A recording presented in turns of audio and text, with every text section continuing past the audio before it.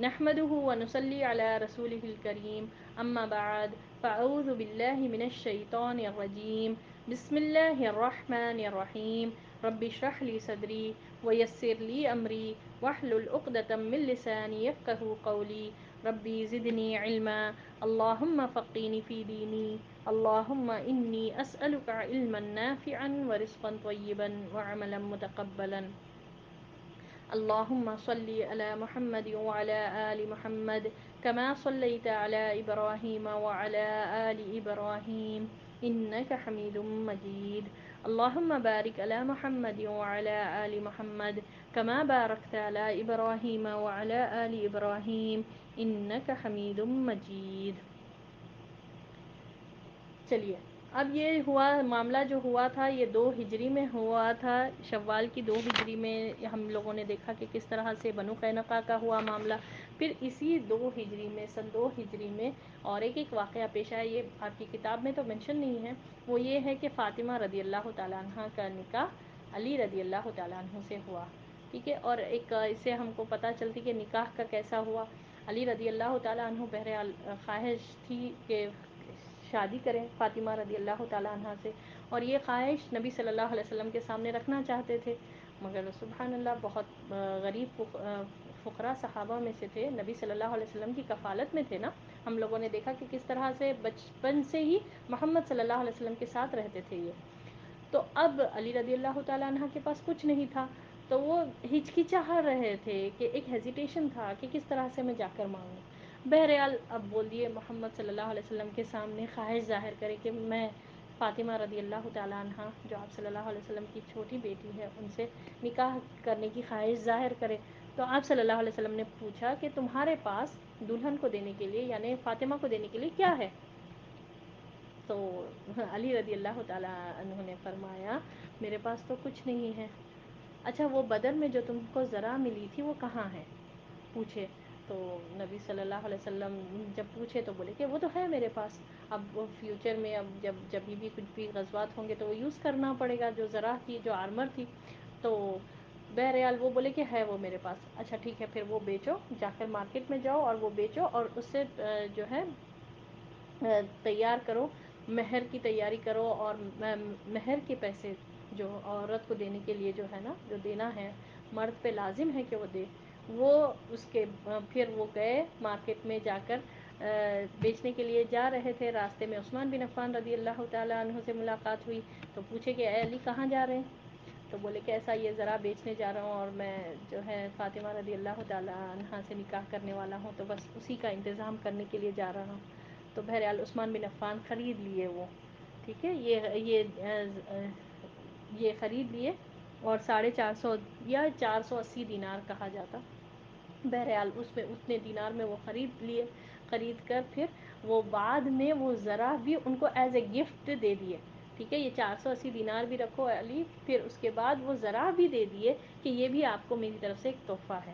بہرحال اس طرح سے وہ آئے، خوشی خوشی آئے، محمد صلی اللہ علیہ وسلم کو پورا واقعہ سنائے اور یہ جتنا بھی ملا تھا اماؤنٹ، تو اس سے جو آپ صلی اللہ علیہ وسلم کچھ پیسے ان کو دیے اور کچھ پیسے بولے کہ اس سے جو ہے بیڈ جو بالکل کھجور کی چھال، ایسا ہمارے جیسے میٹریسز نہیں تھے تو کھجور کی چھال کا بنا ہوا ایک بیڈ تھا، ایک مشکیزہ، اور جو ہے نا وہ جس کو اوکھلی کہا جاتا ہے یعنی چکی تھا، مشکیزہ اور واٹر بیگ، بس اتنا ہی.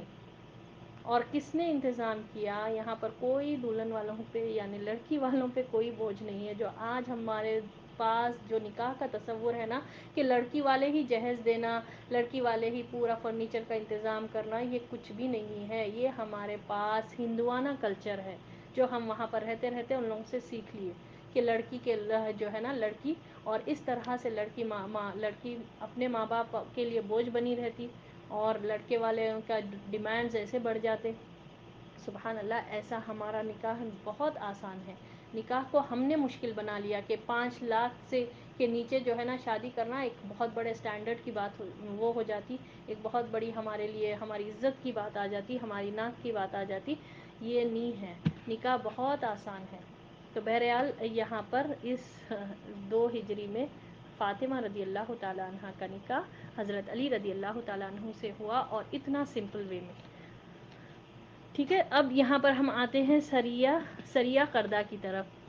سریہ کردہ جمادی الاولیٰ 3 ہجری میں قریش نے اپنا ایک قافلہ عراق کے کاروانی راستے سے ملک شام بھیجا۔ یعنی ہوا یہ کیا، جمادی الاولیٰ مہینہ 3 ہجری میں اب قریش نے اپنا ایک قافلہ، ان لوگ تو قافلہ ان کا آتا جاتا رہتا تھا، اب یہ قافلہ عراق کے کاروانی راستے سے، یعنی دوسرے راستے سے، کیونکہ مدینہ میں آلریڈی اٹیک ہوتے یہ بول کر نہیں وہ کر رہے تھے، تو عراق کے کاروانی راستے سے، یعنی قافلہ جہاں سے آتا جاتا اس کو کاروانی راستہ کہتے ہیں، وہاں ملک شام کے لیے بھیجا۔ یہ راستہ نجد سے ہو کر شام جاتا تھا، یعنی نجد سے ہو کر، یعنی دوسرا راستہ تھا، مدینہ سے بالکل نہیں جاتا تھا، ریاض سے ہو کر، نجد جو ہے ریاض کا پرانا نام ہے، تو وہاں سے ہو کر شام کی طرف یعنی سیریا کی طرف جاتا تھا اور مدینہ کے قریب سے نہیں گزرتا تھا۔ اس قافلے کی قیادت صفوان بن امیہ کر رہا تھا۔ رسول اللہ صلی اللہ علیہ وسلم کو اس کا علم ہو گیا اور آپ نے حضرت زید بن حارثہ رضی اللہ تعالی عنہ کی کمان میں 200 سواروں کا ایک دستہ بھیجا۔ اب آپ یہ بتائیے، یہ سریہ ہے یا غزوہ ہے؟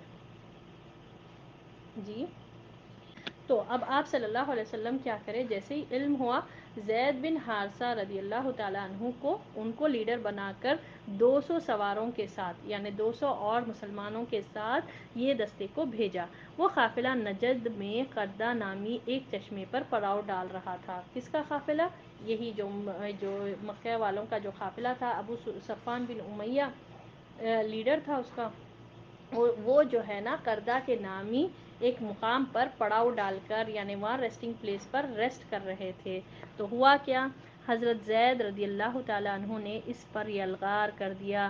نتیجہ یہ ہوا کہ پورا قافلہ ان کے قبضے میں آ گیا، البتہ اس میں جتنے آدمی تھے سب بھاگ نکلے، صرف قافلے کا رہنما فرات بن حیان گرفتار ہو سکا اور اس نے اسلام قبول کر لیا۔ مال غنیمت کی مقدار 1,00,000 درہم تھی اور یہ قریش کے لیے غزوہ بدر کے بعد سب سے تکلیف دہ مار تھی۔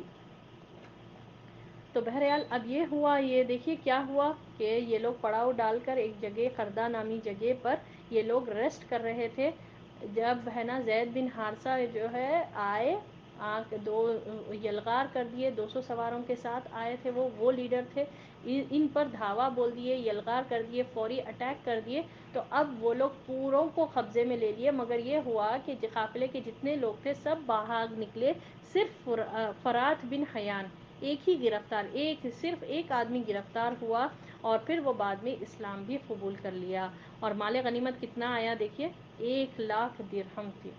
اللہ اکبر، اور یہ قریش کے لیے غزوہ بدر کے بعد سب سے تکلیف دہ مار تھی، یعنی پہلے تو بدر میں اتنا بڑا لاس کہ جان بھی چلے گئی، مال غنیمت بھی گیا، سب گیا اور ہار کر واپس آئے، اب پھر یہ سریہ کردہ میں اور بڑا مار لگا کہ یہ ہوا کہ پورا قافلہ ان کے مال غنیمت جتنا تھا قافلہ میں وہ سب مسلمانوں کے قبضے میں آ گیا، اور کتنا تھا یہ، 1,00,000 درہم کے برابر۔ اور آپ یہاں پر دیکھیے ہر مہینے میں کچھ نہیں تو کچھ یہ جو ہے یہ کام کیے جا رہے ہیں، سیریا ہو رہے ہیں، غزوات ہو رہے ہیں، کعب بن اشرف کا قتل ہوا، کس طرح سے دیکھیے مسلمان کبھی بیٹھے نہیں خالی، ہر وقت عمل کیے جا رہے ہیں۔ تو جب انسان جو ہے نا محنت کے ساتھ ساتھ اللہ پر بھروسہ کرتا ہے اور بے وجہ کے باتوں میں بے وجہ کے ہم اور غم نہیں پال کے رکھتا کہ مجھے تو یہ تکلیف ہو گئی، میں تو یہ نہیں، میرے ساتھ تو یہ معاملہ ہو گیا اس لیے میں نہیں کر پا رہی ہوں، اب ہم طرح طرح کے جسٹیفیکیشن کرنے لگتے۔ اب آپ یہاں دیکھیے مکے میں لوگ اتنا تکلیف دہ ان لوگوں کا معاملہ تھا، اتنا زیادہ ان کو پرسیکیوٹ کیا گیا، مدینے میں آئے تو بھی چین نہیں ہے، ہر وقت یہ غزوہ بدر ہوا، پھر اس کے بعد یہ ہم دیکھیں غزوہ سویق ہوا، پھر دیکھیں سریہ، یہاں پر یہ سریہ ہوتے جا رہا، یہ لوگ بیٹھ رہے نہیں، آرام سے بیٹھنے نہیں دے رہے، مگر یہ لوگ بھی ہار نہیں مان رہے، مسلمان بھی برابر جو ہے نا یہ ہر مرحلے میں برابر اللہ پر بھروسہ رکھ کر محنت کیے جا رہے ہیں۔ سبحان اللہ، کتنی بڑی بات ہے نا، یہ ہم کو سبق ملتا ہے یہ، ٹھیک ہے۔ تو یہ آج کا یہ سریہ کردہ کا ٹاپک آپ لوگوں کو ہوپ کلیئر ہوگا۔ آگے بڑھوں؟ ہم ریوائز کر لیں گے. جبل احد مدینہ سے شمال کی طرف یعنی نارتھ کی طرف ہے، 5.5 کلومیٹر دور ہے مسجد نبوی سے، اور یہ سرخ رنگ کا پہاڑ ہے یعنی ریڈ کلر کا پہاڑ ہے. نبی صلی اللہ علیہ وسلم نے فرمایا کہ یہ وہ پہاڑ ہے جو ہم سے محبت کرتا ہے اور ہم اس سے محبت کرتے ہیں. تو کبھی بھی یہ جب دیکھیں گے احد پہاڑ کو جانا ہوا، انشاءاللہ اللہ ہم کو لے کر جائے، تو کبھی بھی دیکھ کر بولے یہ پہاڑ سے یہ وہ پہاڑ ہے جو ہم سے محبت کرتا ہے اور ہم اس سے محبت کرتے ہیں. سبحان اللہ. اور پھر اس نبی صلی اللہ علیہ وسلم نے اور مزید یہ بھی فرمایا کہ یہ جنت کا پہاڑ ہے. ٹھیک ہے، جنت کے پہاڑوں میں سے ایک پہاڑ احد پہاڑ ہے. ایک مرتبہ آپ صلی اللہ علیہ وسلم احد پر ٹھہرے ہوئے تھے تو احد خوشی سے جو ہے شیک ہوا یعنی ہلنے لگا. تو نبی صلی اللہ علیہ وسلم نے فرمایا احد ٹھہر جاؤ، تم پر ایک نبی ہے اور ایک صدیق ہے اور 2 شہید ہیں. یعنی کہ نبی آپ محمد صلی اللہ علیہ وسلم ہیں، صدیق ابوبکر رضی اللہ تعالیٰ عنہ ہیں، اور عثمان بن عفان اور عمر رضی اللہ تعالیٰ عنہ یہ 2 شہید تھے. یعنی آپ صلی اللہ علیہ وسلم کے ساتھ یہ سب تھے، اور یہ احد پہاڑ میں غزوہ احد کے ٹائم پر ہی ہوا. تو بہرحال احد کے دامن میں ہی آپ صلی اللہ علیہ وسلم کو اتنے زخم ملے. آپ صلی اللہ علیہ وسلم کا ہم دیکھے دانت مبارک، دندان مبارک شہید ہوئے، ہم کو پتہ ہے. مگر اس سے جڑے ہوئے تو بہت زیادہ ایموشنل غم کے وہ ہے. مگر پلیسز کو ہم جو ہے نا یہ نہیں کرنا. ہمارے ساتھ کچھ اگر کوئی کسی کے ساتھ برا ہوا تو وہ جگہ کو جاتے ہی نہیں، ایسا نہیں کرنا چاہیے. ٹھیک ہے. تو اب یہاں پر دیکھیے آپ صلی اللہ علیہ وسلم نے کیا فرمایا، یہ وہ پہاڑ ہے جو ہم سے محبت کرتا ہے اور ہم اس سے محبت کرتے ہیں. اور پھر اس سے یہ بھی پتہ چلتا کہ پورے زمین میں جتنے پہاڑ ہیں اس میں احد کے بارے میں ایک وہ ہے. تو یہ ایک اس کی بات ہے، اللہ تعالیٰ نے بعض جگہوں کو بعض جگہوں پر فوقیت دی. اسی طرح بعض رسولوں کو بعض رسولوں پر فوقیت حاصل ہے، ان کا فضیلت حاصل ہے. جس طرح 3rd پارہ جو سٹارٹ ہوتا ہم دیکھیں کہ تلک الرسل فضلنا بعضهم علی بعض، یہ وہ رسول ہے جن میں سے بعض کو ہم نے بعض پر فضیلت دی. اسی طرح جگہ میں مکہ مکرمہ کی بہت زیادہ فضیلت ہے. تو یہ اللہ کے ہے، اللہ کی طرف سے ہے، یہ ہماری مرضی سے نہیں ہوتا. تو اس میں کچھ وہ نہیں کرنا چاہیے ہم کہ کیوں ہے ایسا، کیوں. تمام تو پوری زمین تو اللہ کی ہے، پورے زمین اللہ کی ہے. اللہ کس کو بھی زمین کے کسی بھی حصے کو چوز کر لے سکتا، کوئی بھی پہاڑ کو چوز کر لے سکتا، یہ اللہ کی مرضی ہے. اور اس طرح سے ہم دیکھیں 12 مہینے پورے اللہ کے ہیں، اس میں سے 4 مہینے مقدس ہے، اور اس میں سے بھی ایک مہینہ محرم کے مہینے کو اللہ نے شہر اللہ کہا، یعنی میرا مہینہ، اللہ کا مہینہ اللہ نے کہا قرار دیا. تو یہ اللہ کی تقسیم ہے، اس کو ہم ایکسیپٹ کر لینا. یہ اور اللہ کی یہ رحمت ہے، یہ بڑی اللہ کی طرف سے ایک بہت بڑا فضل اور رحمت ہے کہ اللہ تعالیٰ بعض لوگوں کو چن لیتا. اسی طرح بعض لوگوں کو جو ہے نا اللہ تعالیٰ علم میں بہت آگے رکھتا. کیوں ان کے ساتھ ان کو یہ مل رہا، کیوں ان کے ساتھ اتنا زیادہ اچھا معاملہ ہو رہا، ان کو اتنا علم مل رہا، میرے کو کیوں نہیں مل رہا. یہ نہیں کرنا چاہیے. ٹھیک ہے، یہ اللہ کی تقسیم ہے، اللہ جس کو چاہے دے دے. ٹھیک ہے. جس طرح اللہ کے چنے ہوئے بندے بھی رسول ہیں، ان کو اللہ چن لیے، اب وہ کیوں وہی کیوں اللہ ان کو چنے، تو یہ اللہ کی تقسیم ہے.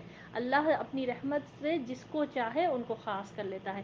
ہم کو کیا کرنا چاہیے، یہ اللہ کی تقسیم کو ایکسیپٹ کر لینا چاہیے، اور اللہ کی بڑی رحمت ہے اس کو یہ کہنا چاہیے. ٹھیک ہے.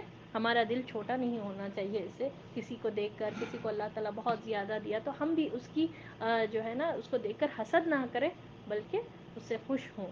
بہرحال یہ تھا جبل احد کے بارے میں، احد پہاڑ کے بارے میں. یاد رکھنا احد پہاڑ، اور جب بھی آپ جائیں گے تو ہوتا ہوگا بھئی آپ سب کو یاد بھی آتا ہوگا کہ غزوہ احد کیسا ہوا تھا، کہ کیسا وہاں پر جبل رماد کو جب آپ دیکھتے، سبحان اللہ، وہ پورا آپ جو سیرت میں پڑھے پورا آپ کے نظروں کے سامنے آ جاتا. اللہ اکبر. جی. غزوہ احد شوال 3 ہجری میں ہوا. قریش ابھی غزوہ بدر کے انتخام کی تیاری کر ہی رہے تھے کہ مقام خردہ میں ان پر ایک اور مار پڑ گئی. ابھی بدر کے انتخام کی تیاری میں تھے ہی، پریپیئر ہی کر رہے تھے. اسی سلسلے میں یہ جو ہے نا قافلہ بھیجا گیا اور دوسرے راؤٹ یوز کیا گیا، دوسرے راستے سے بھیجا گیا.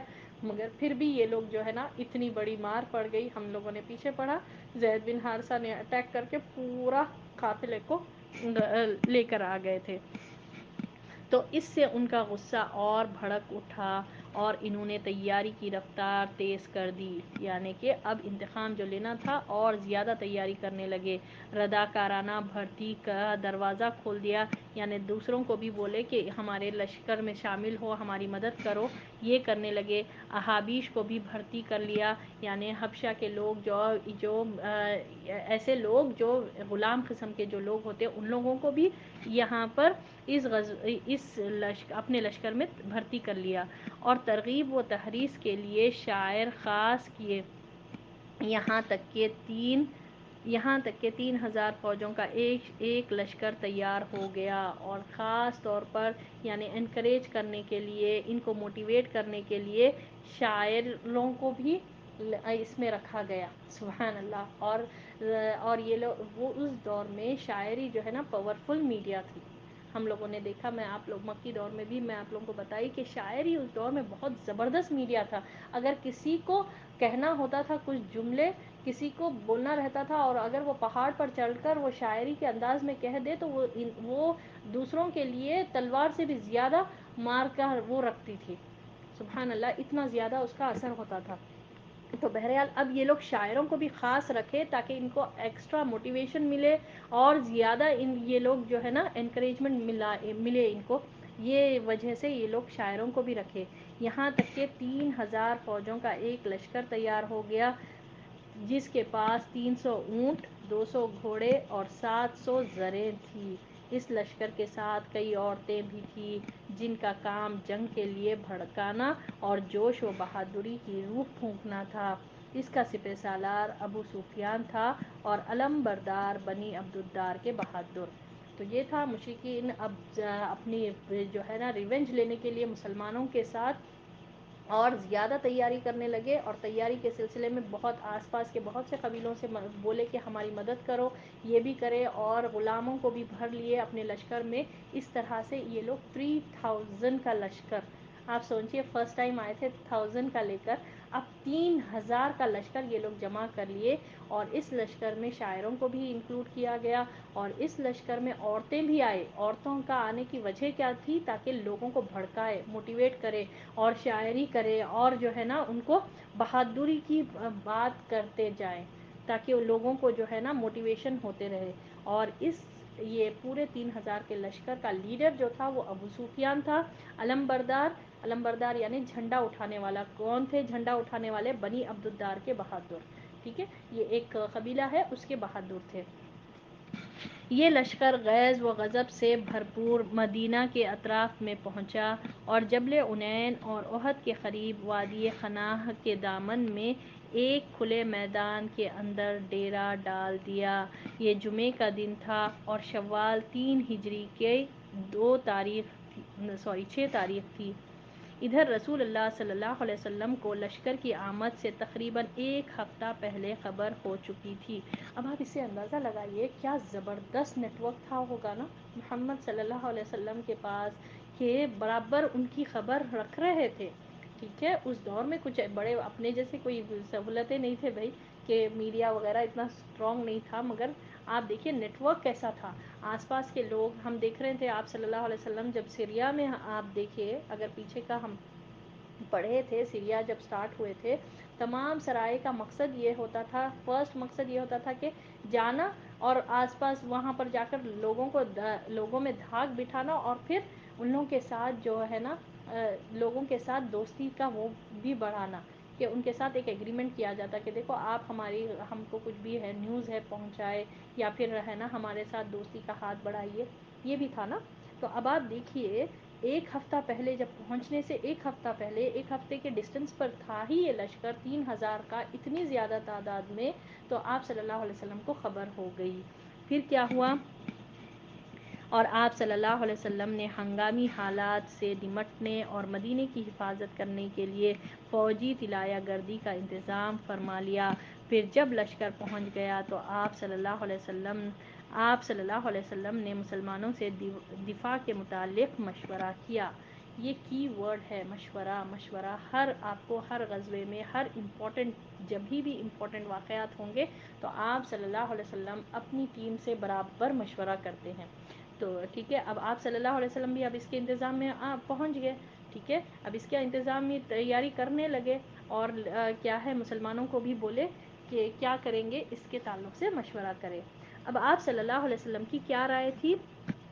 آپ صلی اللہ علیہ وسلم کی رائے یہ تھی کہ مسلمان مدینے کے اندر قلعے بند ہو جائے، یعنی مسلمان جتنے مسلمان مرد ہیں وہ قلعے کے اندر اپنے آپ کو بند کر لیں، اور کیا کریں، مرد گلی کوچوں کے ناکوں پر لڑائی کریں اور عورتیں گھر کی چھتوں سے۔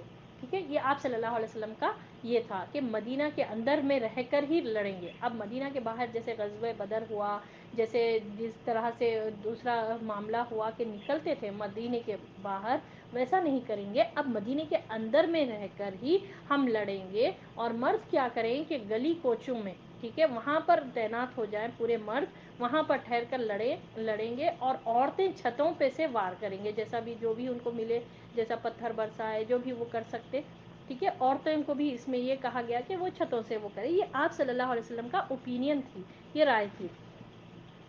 تو رئیس المنافقین عبداللہ بن ابی بھی یہی رائے سے موافقت رکھتا تھا، یعنی یہ جو عبداللہ بن ابی تھا منافقوں کا لیڈر، یہ بھی کہا کہ ہاں صحیح ہے بھائی، میں کو بھی اچھا ہے، میں جنگ نہیں کرتا اور کسی کو پتہ بھی نہیں چلے گا، اور میں گھر میں ہی بیٹھا رہوں گا، یہ اس کا مقصد تھا۔ اس وجہ سے اس نے کہا کہ ہاں ہاں یہ رائے بھی صحیح ہے۔ اچھا یہ بتائیے عبداللہ بن ابی کب ایمان لے کر آیا؟ ہم لوگوں نے پیچھے پڑھا نا، ٹھیک ہے، جب دیکھے کہ اسلام کو غلبہ مل گیا، مسلمان فتح یاب آ رہے ہیں واپس، اتنی زبردست فتح کر کے آئے، ہزاروں کو ڈیفیٹ کر کے آئے، تو اب تو یہ لوگ دکھاوے کے لیے ایمان لا لیے۔ تو اب یہ مومنٹ پر جب یہاں پر اتنا 3000 کا لشکر آ کر ویٹ کر رہا ہے، تو اس مومنٹ پر جب مشورہ کرے آپ صلی اللہ علیہ وسلم، اور آپ صلی اللہ علیہ وسلم اپنی رائے رکھے سامنے کہ مرد جو ہے گلی کوچوں میں ٹھہر کر لڑے، مدینے کے اندر سے ہی لڑے، میدان میں نہ ہو، 1 on 1 جو لڑائی ہوئی تھی غزوہ بدر میں ویسا نہ ہو، میدان میں نہیں نکلے بلکہ ہم مدینے کے اندر ہی رہ کر لڑیں۔ ٹھیک ہے، مرد حضرات جو ہے نا پورے گلی کوچوں میں رہے، وہاں سے لڑیں، اور عورتیں جو ہے چھتوں پہ سے جو بھی ہے وہاں سے وہ لوگ چھتوں کی طرف سے جو بھی وار کر سکتے کریں۔ تو یہ آپ صلی اللہ علیہ وسلم کی رائے تھے۔ اس پر جو ہے نا عبداللہ بن ابی نے کہا ہاں یہی صحیح ہے، بہت اچھی رائے ہے کہ ہم مدینہ میں رہ کر لڑیں گے، تاکہ پتہ ہی نہ چلے، میں گھر کے اندر رہوں، کون رہے کون نہیں رہے پتہ ہی نہ چلے۔ اب میدان میں نکلے تو پتہ چلتا نا کہ لوگ کتنے ہیں کیا ہے۔ اب یہ تو گھروں میں اندر سے، یہیں پر گھر کے اندر سے ہی لڑنے کی بات ہو رہی، تو یہ سوچا کہ چلو ٹھیک ہے، اب میں وہ بھی نہیں ہوگا، میں نمایاں بھی نہیں ہوگا، پتہ بھی نہیں چلے گا، اور میں اس طرح سے جو ہے نا ان لوگوں کا فیور میں بھی رہوں گا۔ تو اس نے بھی یہی بات کہی، گویا وہ چاہتا تھا کہ گھر ہی میں بیٹھا رہے اور جنگ سے پیچھے رہنے کی تہمت بھی نہ لگے، تو یہ اس کا مقصد تھا۔ لیکن جوانوں نے یعنی مسلمانوں میں سے جو جوان تھے ان لوگوں نے جوش دکھایا اور کھلی جگہ 2 ہاتھ کرنے پر اصرار کیا، یعنی کہ جو نوجوان تھے جو جنگ بدر میں سبحان اللہ اتنی زبردست جیتتے تھے، اور تھوڑے جو جوان پیچھے رہ گئے تھے وہ لوگ بولے کہ نہیں اب ہم جائیں گے، ہم ان کو میدان میں ہی ان کے ساتھ 2 ہاتھ کریں گے، یعنی ان کو ان کا مقابلہ ہم میدان میں ہی کریں گے۔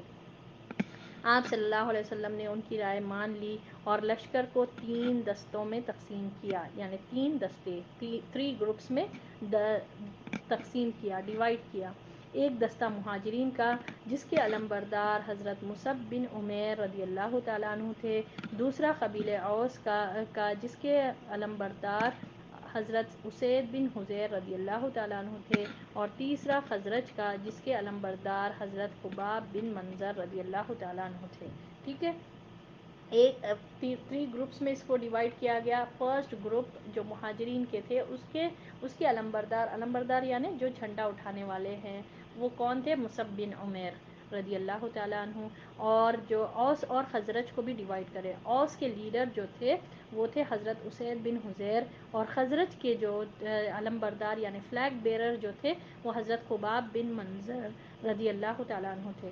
اچھا، اسید بن حضیر رضی اللہ تعالیٰ عنہ کے بارے میں آپ لوگوں کو پتہ ہے، مصعب بن عمیر کے ساتھ جب ہوا تھا سعد بن معاذ رضی اللہ تعالیٰ عنہ کے واقعے میں، یہ نام تو آپ لوگ فیملیئر ہوں گے۔ اچھا یہ بتائیے خباب بن منظر کے بارے میں آپ لوگ پڑھے؟ پھر عصر کی نماز کے بعد آپ صلی اللہ علیہ وسلم نے جبل احد کا رخ کیا اور مقام شیخین پر پہنچ کر لشکر کا معائنہ کیا. جو چھوٹے تھے انہیں واپس کر دیا. البتہ رافع بن خدیج رضی اللہ تعالیٰ عنہ کو چھوٹے ہونے کے باوجود اجازت دے دی کیونکہ وہ تیر چلانے کے ماہر تھے. اس پر سمرہ بن جندب رضی اللہ تعالیٰ عنہ نے کہا میں رافع سے زیادہ طاقتور ہوں, اسے پچھاڑ سکتا ہوں. تو سبحان اللہ. اچھا یہاں پر دیکھیے آپ کو ایک انٹرسٹنگ بات کتنی اچھی لگتی کہ عصر کی نماز کے بعد آپ صلی اللہ علیہ وسلم نکلے, جبل احد کی طرف کا رخ کیا اور لشکر کا معائنہ کرنے لگے, دیکھنے لگے کہ کون کون ہے, کون سے لوگ ہیں. تو اس میں جتنے چھوٹے لوگ بھی آ گئے تھے, یعنی ینگ قسم کے بہت زیادہ کمسین بچے بھی تھے, بالکل 15 سال 17 سال کے بچے بھی تھے, تو وہ لوگ بھی آ گئے تھے. تو نبی صلی اللہ علیہ وسلم ان کو واپس کر دیے, مگر رافع بن خدیج رضی اللہ تعالیٰ عنہ کو رکھے کیونکہ یہ تیر چلانے میں ایکسپرٹ تھے. اللہ اکبر. تو دیکھیے حالانکہ ینگ تھے مگر آپ صلی اللہ علیہ وسلم نے ان کو اجازت دی اس پر کہ اچھا ٹھیک ہے رہو, کیونکہ وہ تیر انداز بہت زیادہ اچھے تیر انداز تھے. تو اس پر جو ہے نا سمرہ بن جندب وہ بھی ینگ تھے, بہت بالکل ینگ تھے, تو انہوں نے کہا کہ میں بھی بہت طاقتور ہوں, میں رافع کو پچھاڑ سکتا ہوں. تو آپ صلی اللہ علیہ وسلم نے دونوں میں کشتی کرائی اور واقعی سمرہ نے رافع کو پچھاڑ دیا, لہٰذا سمرہ کو بھی اجازت مل گئی. یہ دو انصاری ینگ صحابی ہے, نوجوانوں کا تھا نا جوش تھا جا کر ہرائیں گے مشرکوں کو. تو بہرحال یہ اس میں سے ینگ بہت زیادہ ینگ بچوں کو نبی صلی اللہ علیہ وسلم واپس بھیج دیے, بس رافع کو رکھے کیونکہ وہ تیر چلانے کے ایکسپرٹ تھے. ٹھیک ہے, یہ نام یاد رکھنا رافع بن خدیج, رافع بھی نام یاد رکھ سکتے آپ کہ وہ تیر چلانے میں ایکسپرٹ تھے, تو ان کو رکھا گیا غزوہ احد میں. اور جو ہے نا ان کو دیکھ کر سمرہ جو ہے نا وہ بھی بولے کہ نہیں میں رافع کو پچھاڑ سکتا ہوں, میرے کو بہت اچھی ریسلنگ آتی, بہت اچھی کشتی آتی. تو اس طرح نبی صلی اللہ علیہ وسلم نے دونوں میں کشتی بھی کرائی, تو واقعی میں سمرہ نے رافع کو پچھاڑ دیا, یعنی بالکل اس کو ہرا دیے. تو نبی صلی اللہ علیہ وسلم نے ان کو بھی اجازت دے دی.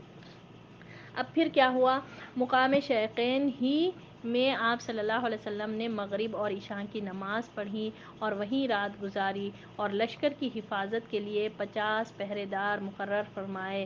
پھر آخر رات میں فجر سے پہلے کوچ کر دیا اور شوط نامی ایک جگہ پر فجر کی نماز پڑھی. یہیں عبداللہ بن ابی نے بغاوت کی اور اپنے 300 ساتھیوں کو لے کر واپس پلٹ گیا. اس کی وجہ سے بنو سلمہ اور بنو حارثہ بھی ضعف کی لہر دوڑ پڑی, یعنی کہ وہ بھی کمزور پڑ گئے اور قریب تھا کہ یہ دونوں گروہ بھی پلٹ جاتے, لیکن پھر اللہ نے انہیں ثابت قدم رکھا. مسلمانوں کی تعداد پہلے 1000 تھی, اب 700 باقی بچے. ٹھیک ہے, اب ہوا کیا, آپ صلی اللہ علیہ وسلم نکلے تھے عصر کے بعد, اب آپ صلی اللہ علیہ وسلم مغرب اور عشاء کی نماز یہاں پر مقام شیخین کی طرف وہاں پر پڑھے, پھر اس میں وہیں پر رات گزارے, اور بالکل رات کے کچھ حصے میں تھرڈ نائٹ میں فجر سے پہلے وہاں سے نکل گئے اور شوط نامی جگہ پر وہاں پر جو ہے نا نماز پڑھے, فجر کی نماز پڑھے. اور یہی مقام ہے جہاں پر عبداللہ بن ابی نے بغاوت کر دی. بغاوت کیا کی, اس کا بھی یہی تھا, مشورہ یہ تھا کہ ہم مدینہ میں بیٹھ کے لڑے, کبھی ہماری بات نہیں سنتے, آپ یہاں پر آ گئے, اب لشکر کے اتنے بڑے ہم نہیں رہیں گے یہاں پر, بول کر یہ اپنے پلٹ گیا اور 300 ساتھیوں کو واپس لے گیا.